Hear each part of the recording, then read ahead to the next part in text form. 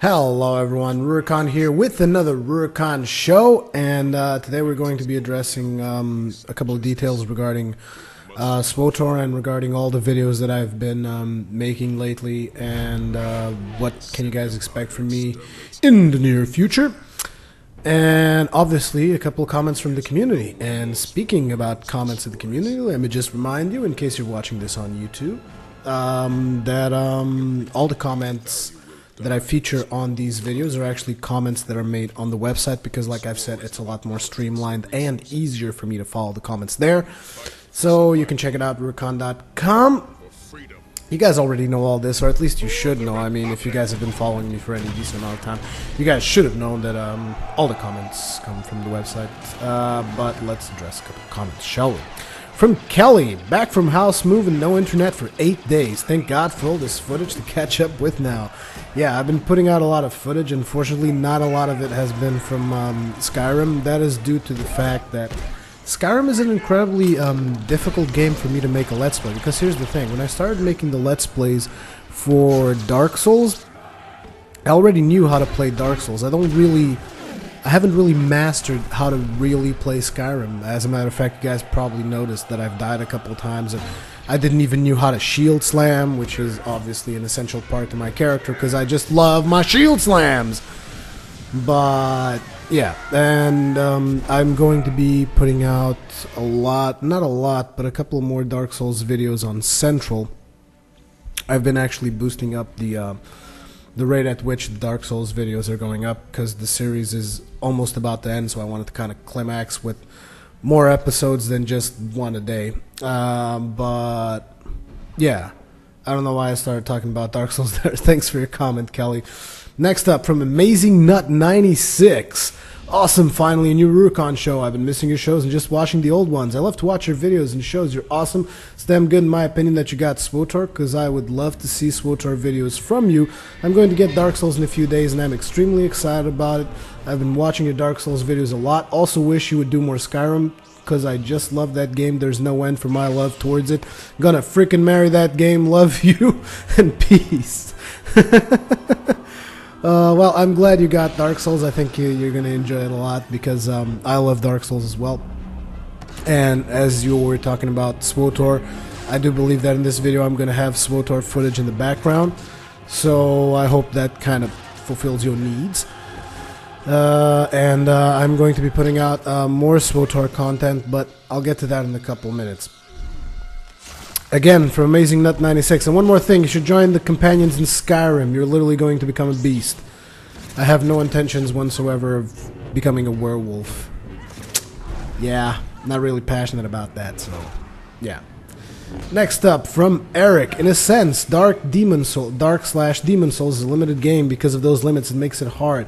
Hard isn't necessarily not being able to hit a mob because your sword animation hits a wall, for example. The game could be a lot better and still keep the same feel. You should at least admit there's a little bullshit factor to playing to it. No, I actually like to call it realism, even though calling it realism is kind of bullshit, because I mean, yeah, it's realistic, your sword hits walls. But there's giant monsters and lightning enchanted weapons, and your weapon seems to be made from a spider's leg. Still, I have to say I do appreciate the fact that the whole banging on walls thing, I think it's good, because it forces you to use different weapons for different challenges. Just like I had to not use Qualax Fury Sword and the Demon Ruins encounters, like the Centipede Demon, the Ceaseless Discharge. I like that kind of stuff. I like it when a game kind of forces you to think outside of the box and get different weapons and not one shoe fits all, you know, that kind of stuff. I like it. So I wouldn't call it a bullshit factor. I mean, the difficulty of Dark and Demon Souls is actually interpreting bosses. It's not really, and I mean, I haven't really been in a situation where the hallway, the sword banging on the hallway caused my death. It's just a little bit, you know, added realism and difficulty, in my opinion. But like I've actually said, Dark and Demon Souls, a lot of people like to consider those games the hardest games on PlayStation 3, and I have to say it's not the case at all. What really happens is it's challenging and punishing.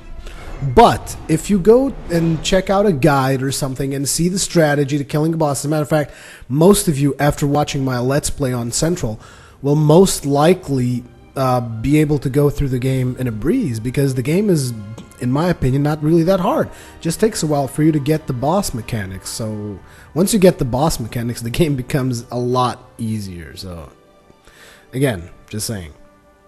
It's man Chaz here, Brohan, not a problem, always willing to donate for someone who is following their dreams, looking forward to playing with you in Tor. Hopefully you need a tank, let me know, bro. Yeah, I do believe that in SWTOR, the first character that I'm going to make is going to actually be a Jedi Sage, so it might just be necessary, indeed.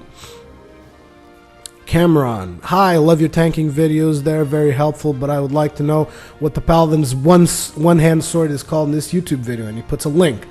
The sword in that video, I believe, is the Sword of Nomragon, and you can get it in that Crusader's quest that we had back in Wrath of the Lich King, before the Trials of the Grand Crusader or whatever. There used to be these daily quests that you would make, annoying as hell, because I remember doing those every single day. It was like a job. But you get to a certain point where you get certain tokens or whatever, and you can exchange those for the Sword of Nomragon, and that is the Sword of Nomragon, I believe.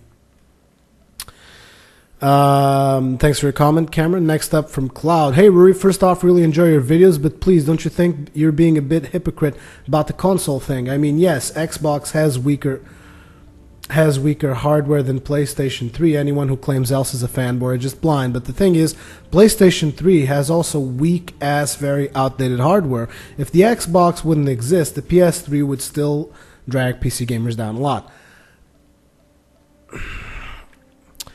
Here's the thing. Something that I've noticed is that the PlayStation 3, when you get those titles that are only for the console, have always managed to surprise me. Titles like Uncharted, titles like Infamous, they always seem to push the limits of that console a notch up. And the fact of the matter is, I really don't have any confirmation that I could actually say, oh yeah, if PlayStation 3 didn't exist, PC gamers would be that dragged down. I believe that would probably be the case. I mean, I actually believe that, yes, you might be correct in that state, but I cannot state with 100% of sure, because the Xbox 360 is here, and that one is dragging everyone down, including the PlayStation 3. Because here's the thing, when you look at a title like Uncharted 3, you can really see the graphical capabilities of the PlayStation 3, and it's obviously not as good as a PC. But then again, a lot of people are still developing games for the Xbox 360, which means that the graphics in a lot of these games that arrive to the PlayStation 3 are incredibly subpar, and the PlayStation 3 could do a lot better than those graphics, which just puts me to the point where I'm not exactly sure how much would the PlayStation 3 drag PC users down. I'm pretty sure it would still drag them down, and obviously PC will always reign supreme when it comes to graphics, but still, I just don't know. Still, one thing is definitely sure, which is if the Xbox 360 wasn't there, that would be another notch up for everyone now, wouldn't it?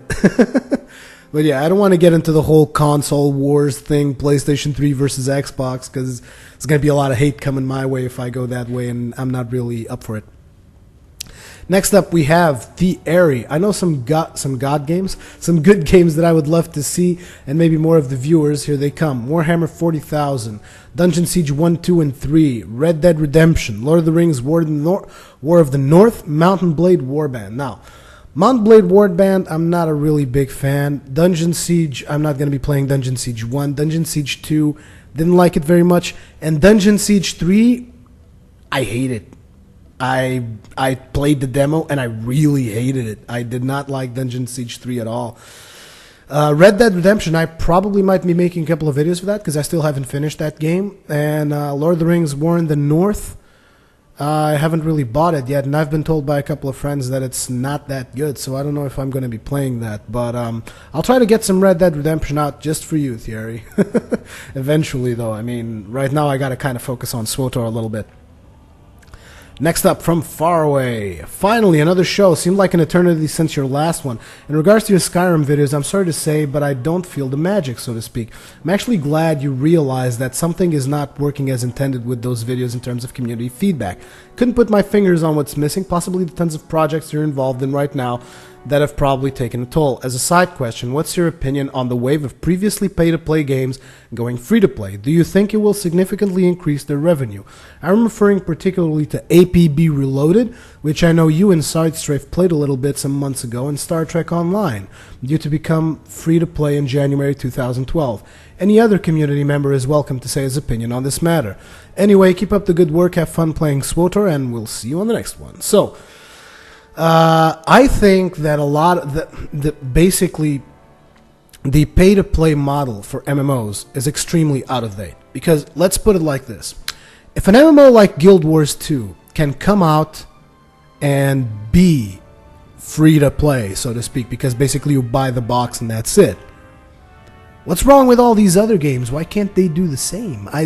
I don't get it. And people are going to say, oh, it's because Guild Wars is instanced. And no, Guild Wars 2 is not instanced at all. It's going to be an MMO just like everything else. And I'm going to get Guild Wars 2 and I'm going to play Guild Wars 2. It's not free to play, but you buy the box and that's it. And I kind of agree with that more. There's also another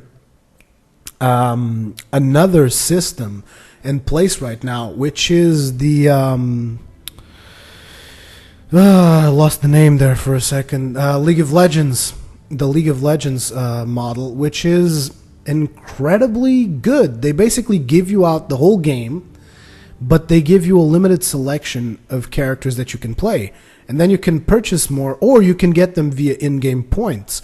What that does is it assures your player base, because I mean it's free. If a friend from someone comes up to you and says, hey, let's go play this game, and he's like, oh, I don't have it. He's like, oh, it's okay, it's free.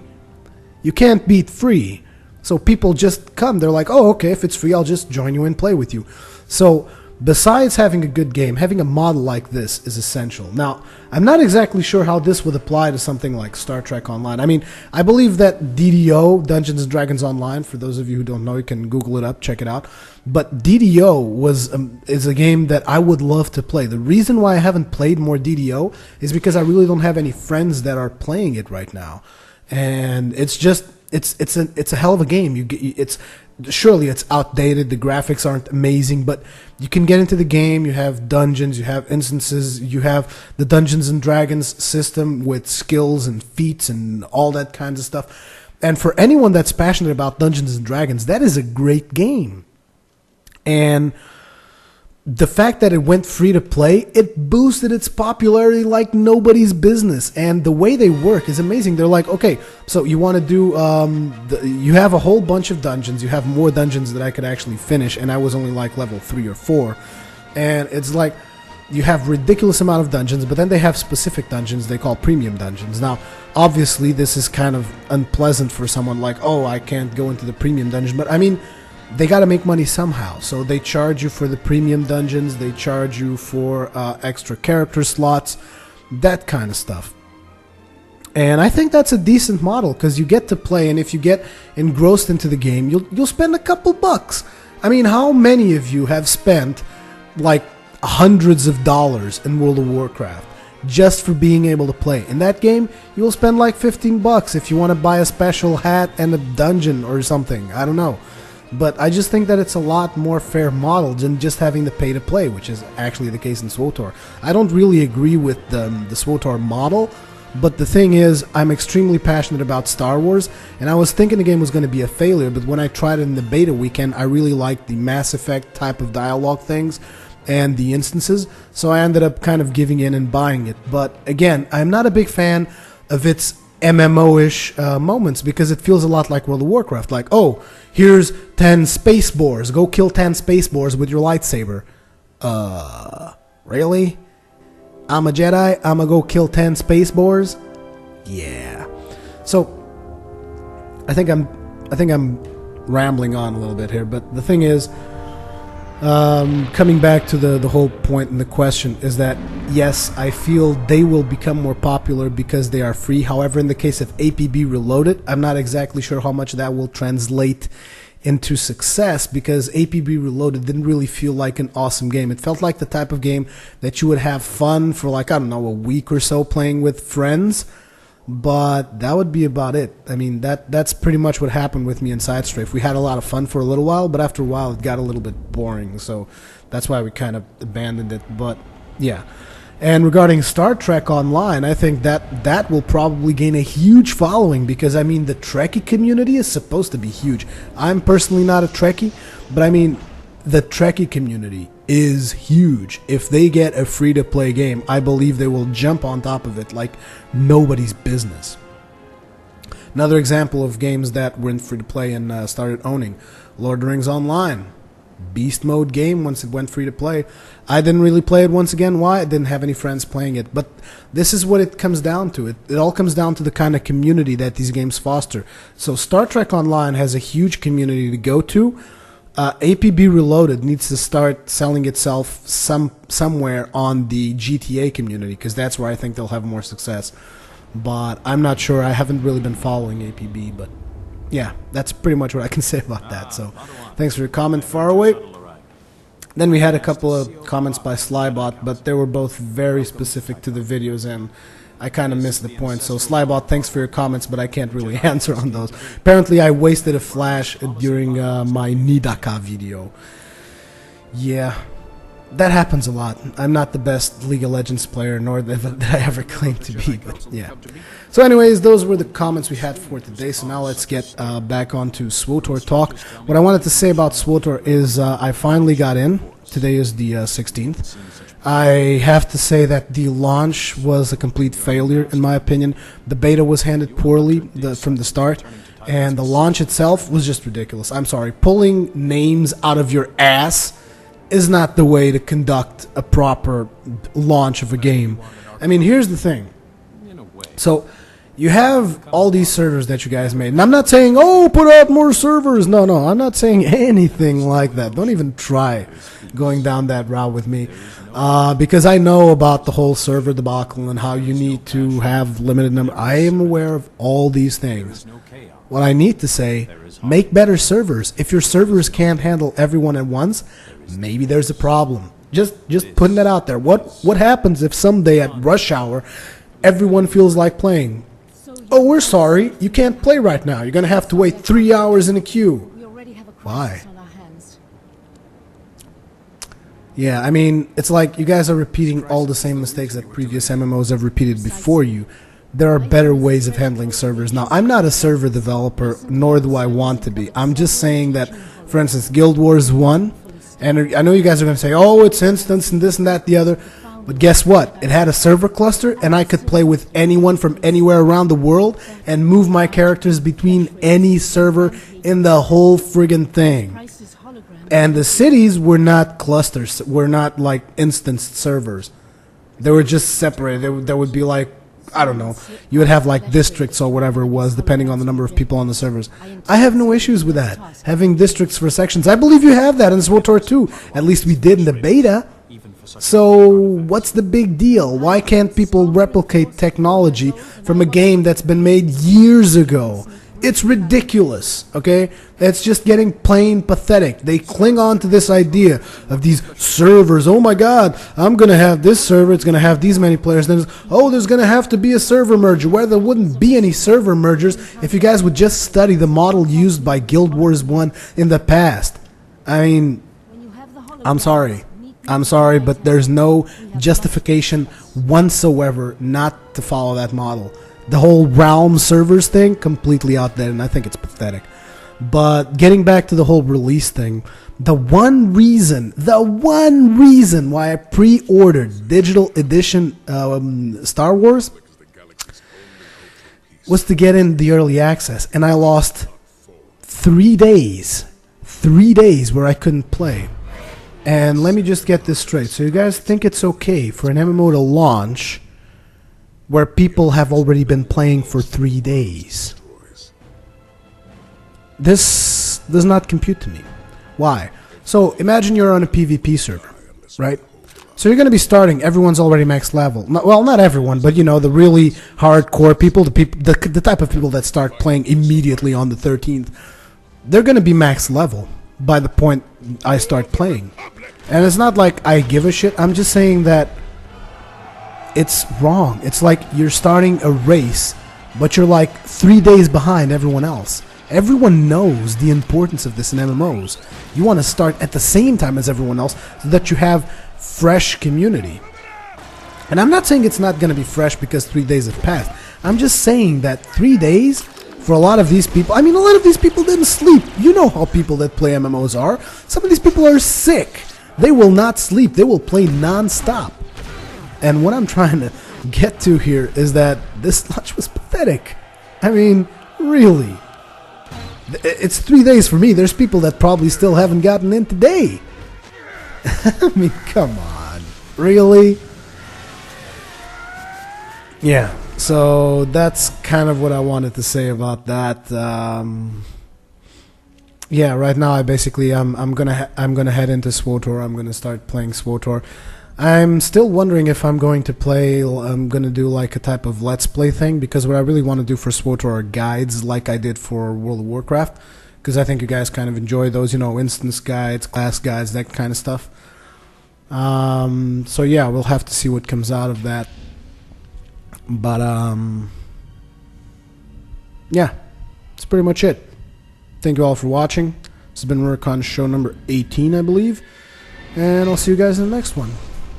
Peace.